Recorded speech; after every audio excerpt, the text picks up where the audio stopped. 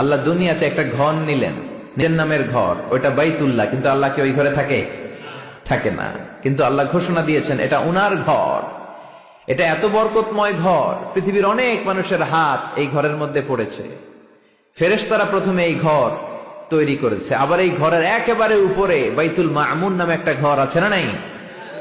আমরা কাবার চারদিকে তাওয়াফ করি, ফেরেশতারা তাওয়াফ করে বাইতুল মামুরের চারপাশে। 70,000 করে ফেরেশতা ঢুকে ইবাদত করে বের হয়ে যায়।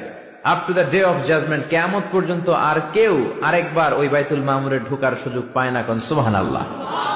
তার ঠিক বরাবর নিচে আমাদের কাবা। প্রথমে এই কাবাকে তৈরি করলো ফেরেশতারা, তারপর তৈরি করলো সাইয়েদনা আদম, ওনার হাত লাগলো। সাইয়েদনা নূহ আলাইহিস সালামের সময় এমন প্লাবন হলো, বন্যা, ফ্লাড, ড্রাস্টিক্যালি ফ্লাড, সব ভেঙে চুরে শেষ, কাবাও শেষ।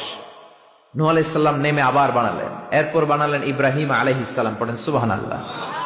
আল্লাহ একটা ফ্রেম দিলেন, ইব্রাহিম এতটুকু উঁচু করবা আমার ঘরটারে, এতটুকু প্রশস্ত করবা, এতটুকু লম্বা করবা। কিন্তু উনি তো এত লম্বা না, এত লম্বা করবে কেমনে? নাগাল পায় না। বানানোর পরে দাঁড়িয়ে আছে, আর উপরের দিকে উঠতে পারে না। আল্লাহ বললেন, don't worry about it, I am sending a beautiful stone from paradise. আমি জান্নাত থেকে একটা স্পেশাল পাথর পাঠিয়ে দিচ্ছি ইব্রাহিম, ওইটার উপরে দাঁড়াও, উপরে উঠতে মন চাইলে উঠে যাবে, নিচে নামতে মন চাইলে নেমে যাবে। মাকাম ইব্রাহিম, জান্নাত থেকে আসা ওই পাথর কাবা ঘরের পাশে আজও আছে না নাই? উনি দাঁড়ালেন, উপরে ওঠা দরকার উঠে যেত অটোমেটিক, নিচে নামা দরকার নেমে যেত। উনিও কাবাঘর বানালেন, ওনার কলিজার টুকরা ইসমাইলও বানালো। কি বাপ আর কি বেটা! কাবাঘর ঝাড়ু দিলেন, তাহেরা বাইতি আলি তাইফিনা ওয়াল আকিফিনা ওয়ার রুকআইস সুজুদ। নবী হয়ে কাবা ঝাড়ু দিতে পারে, মসজিদ ঝাড়ু দিতে পারে, কিন্তু আমরা মসজিদ ঝাড়ু দিতে চাই না। এরকম আছে না নাই?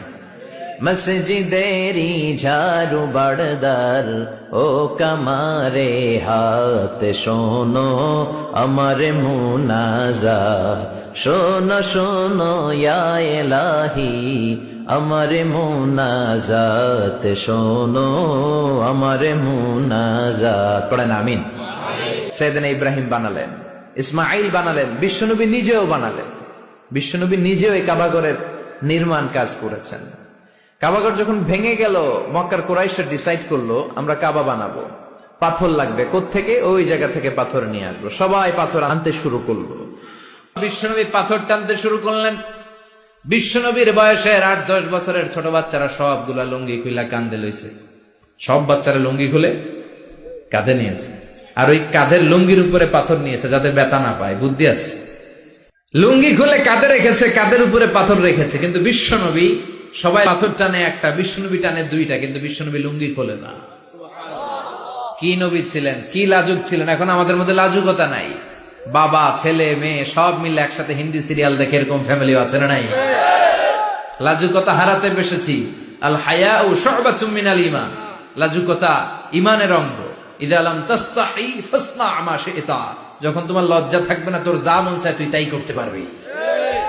লাজুকতা আমরা হারাতে বসেছি, কোন ক্ষেত্রে আমাদের লাজুকতা নাই। বিশ্বনবী এত লাজুক ছিলেন, হালিমাতুস সাদিয়া বলে 5 বছর কুরাইশি মুহাম্মদকে আমি লালন পালন করলাম, একদিনও কাঁদতে দেখি নাই। ক্ষুধা লাগলেও কাঁদে না, ব্যথা পেলেও কাঁদে না, শুধু লজ্জাস্থানের জায়গা থেকে কাপড় সরে গেলে মুহাম্মদ চিৎকার দিয়ে ওঠে। কি লাজুক ছিলেন! বিশ্বনবী পাথর টানে কিন্তু লুঙ্গি খোলে না। আশেপাশের বন্ধু বান্ধব সব লুঙ্গি খুলে টানতেছে। চাচা আবু তালেব দৃশ্যটা দেখলেন, কিরে সবাই লুঙ্গি খোলা, এটা লুঙ্গি ছাড়া কেন? এটার গায়ে তো লুঙ্গি আছে। বিশ্বনবী ডেকে বললেন, মুহাম্মদ লুঙ্গি খোলো। কি খোলো? সবাই খুলছে, তুমিও খোলো, তুমি কাঁধে ব্যথা পাবে, কাঁধে লুঙ্গি রেখে পাথর টানো। বিশ্বনবী বললেন, না আমি ব্যথা পাই না, আমি লুঙ্গি খুলবো না। চাচা বলল, আরে ছোট মানুষ, সমস্যা নাই, খোলো। গোছা ধরে টান দিবে, টান দেওয়ার আগে বিশ্বনবী বেহুশ হয়ে জমিনে পড়ে যায়। লুঙ্গি খোলা আর হয় নাই। বিশ্বনবীর লজ্জাস্থানও কেউ দেখে নাই। আল্লাহু আকবার। লুঙ্গি খোলেন না। এটা তো সাধারণ মানুষ না, এটা অসাধারণ মানুষ। এটা যেন তেন মানব নয়, এটা মহামানব। ঠিক না? আপনি ব্রিটিশ মিউজিয়ামে ঢুকবেন, সাদা পাথরের ফলকে লেখা, as a father, as a teacher, as a law giver, as a law maker, as a reformer of the society, as a commander, as a messenger, Muhammad is the superman of the world. সুবহানাল্লাহ বলেন। বিশ্বনবীকে Superman বলা হয়। বুক ফুলে যায় আমাদের, কলিজা ঠান্ডা হয়ে যায়। ঠিক কিনা? কুমারী নারীর চেয়েও বিশ্বনবী বেশি লাজুক ছিলেন। সুবহানাল্লাহ। এটা তো সাধারণ নবী না, এটা অসাধারণ নবী, ঠিক কিনা? 5 বছর হালিমার বাড়িতে ছিলেন। হালিমা দুধ খাওয়ালো। হালিমা বলল, মোহাম্মদ রে দুধ খাওয়াতে নিলাম, কিন্তু আজীব তামাশা, আমার ডান স্তনের দুধটা খায়, বাম স্তনের দুধ তো খাওয়াতে পারি না, বাম স্তনের দুধটা মুখে ঢোকাতে পারি না। 5টা বছর ছিল, 2 বছর দুধ খাইলো, একদিনের জন্য আমার বাম স্তন টাচ করে নাই। কারণ হালিমার আরো কয়েকটা ছেলে মেয়ে ছিল।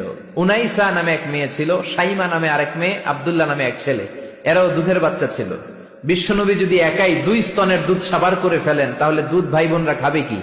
2 বছর বাচ্চা মোহাম্মদ ইনসাফ প্রতিষ্ঠা করেছেন, কোন ঠিক কিনা? আবার হালিমা বলে, এই ছেলেটারে আমি 5 বছর রাখলাম, এই 5 বছরে কোনদিন কুরাইশি মোহাম্মদ রে কান্না করতে দেখি নাই। শুধু একটা সময় কান্না করত। এই ছেলেটা ক্ষুধার অভাবে কাঁদে নাই, ব্যথা পেলে কোনদিন মোহাম্মদ কাঁদে নাই, শুধু লজ্জাস্থানের জায়গা থেকে কাপড়টা একটু সরে গেলে শিশু মোহাম্মদ কেঁদে উঠত। বিশ্বনবী বললেন, চাচা আমি লুঙ্গি খুলবো না, আমি 2টা নিতে পারবো।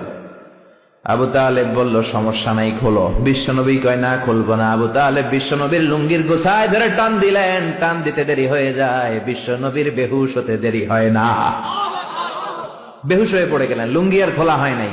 বিশ্বনবীর লজ্জাস্থান পৃথিবীর কেউ দেখে নাই, চিল্লায় পড়েন আল্লাহু আকবার। আপনারা যারা হজ উমরা করেছেন তারা জানবেন, মক্কা মদিনার চারিদিকে একটা বাউন্ডারি আছে, এটার বলে হুদুদুল হারাম। পিলার আছে, ওই পিলারে লেখা হুদুদুল হারাম। কি লেখা? এইখানে মারামারি, ঘুষাঘুষি, কিলাকিলি সব হারাম। খুন করেও যদি, সৌদিতে খুন হয় না, কথা কয় না? সৌদি আরবে ধর্ষণ হয় না, হয়তো কম হয়, খুন হয় না, হয়। কোন খুনিও যদি এই হুদুদুল হারামের ভিতরে ঢুকে, পুলিশ ওরে মারতে পারবে না, ওরে ভুলায় ভালায় ফুসলায় বাইরে নিয়ে মায়। হুদুদুল হারামের বাইরে নিয়ে মায়, ভিতরে মারামারি করা যাবে? তো এই যে হুদুদুল হারামের বাউন্ডারিটা, মদিনারটা দিয়েছেন, ঠিক করে দিয়েছেন বিশ্বনবী, আর মক্কারটা দিয়েছেন সাইয়েদনা ইব্রাহিম। বাব্বাটা মিল আছে না নাই? কাবা ঘরের 4টা কর্নার আছে। একটা কর্নারের নাম হচ্ছে রুকনুল হাজারিল আসওয়াদ, এটার নাম হচ্ছে ব্ল্যাক স্টোন কর্নার, যেখানে হাজরা আসওয়াদের পাথর আছে। এই পাথরটাতে চুমু দিলে জীবনের গুনাহ সব মাফ করে দেয় কে? আল্লাহ। এটা জান্নাতি পাথর। কিয়ামতের দিন এই পাথরকে আল্লাহ একটা জিহ্বা দিবে, ঠোঁট দিবে, 2টা চোখ দিবে, আর কিয়ামতের দিন আল্লাহর সামনে দাঁড়িয়ে এসে সাক্ষ্য দিবে যে আল্লাহ তোমার এই বান্দা আমারে চুমু দিয়েছিল, এ দিয়েছিল, এ দিয়েছিল, এদের সবাইকে মাফ করে দাও।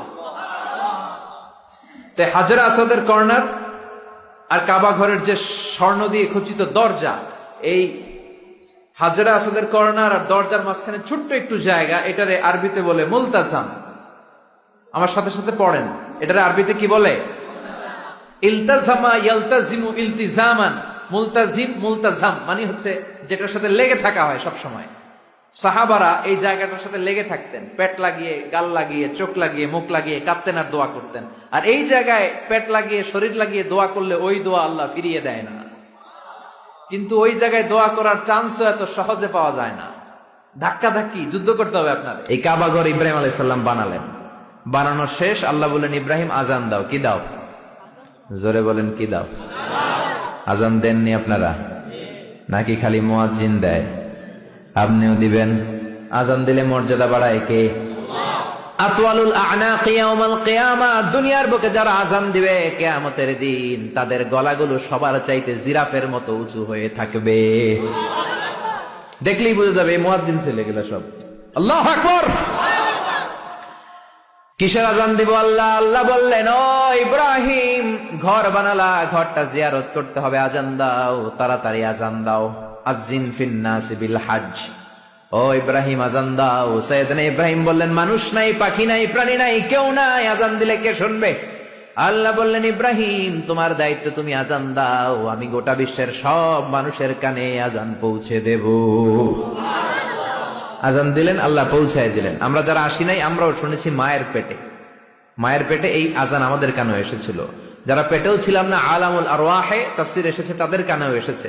এই আজান শুনে যারা সাড়া দিয়েছে, লাব্বাইক বলেছে, তাদেরই নসিবে আছে কাবা ঘর জিয়ারত করা। জোরে বলেন সুবহানাল্লাহ। এজন্য মসজিদে দানের দরকার আছে না নাই? মসজিদে নামাজের জন্য যাওয়ার দরকার আছে না নাই? ওয়াজে অনেক মানুষ হয়, মসজিদে লোক হতে যায় না। কি আজীব তামাশা! বিশ্বনবীর সময়ে ফজরের নামাজ, জুমার নামাজ ছিল একই দৃশ্য। আমাদের দেশে ফজরের সালাত জুমার আর সালাত এক দৃশ্য না? মাশাআল্লাহ, এক দৃশ্য। আহা, ফজরের সময় লোকই নাই, আর জুমার সময় ঠেলাঠেলি আছে না নাই? সারা বছর নামাজে যায় না, জুমার সময় এক ফার্স্ট কাতারের মুসল্লি আছে না নাই?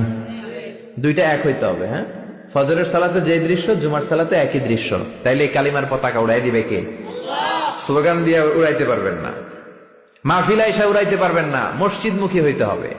মসজিদে যাবেন, এলাকার যুবক ভাইরা তোমরা মসজিদে যাবা, রাজি আছো তো? রাজি? সত্যি সত্যি বলছো না মিথ্যা মিথ্যা বলছো? যাবা তো? মসজিদগুলো আমাদের আবাদ করতে হবে আবাদত দিয়ে। মসজিদের টাইলস হয়েছে, এয়ার কন্ডিশন হয়েছে, কার্পেট হয়েছে, মাগার মুসল্লি হয় নাই, ঠিক কিনা? বিশেষ করে ফজরের সালাত মসজিদে যাবা, কে কে যাবা না হাত তোলো। 1 2 3 4, ওই যে আরেকজন এভাবে তুলে রাখছে, বুঝতে পারে না, উনি আবেগে তুলে ফেলছে। মসজিদে যেতে হবে ফজরের সালাতে, রাজি আছেন তো? আল্লাহ কবুল করুক, পরে না আমি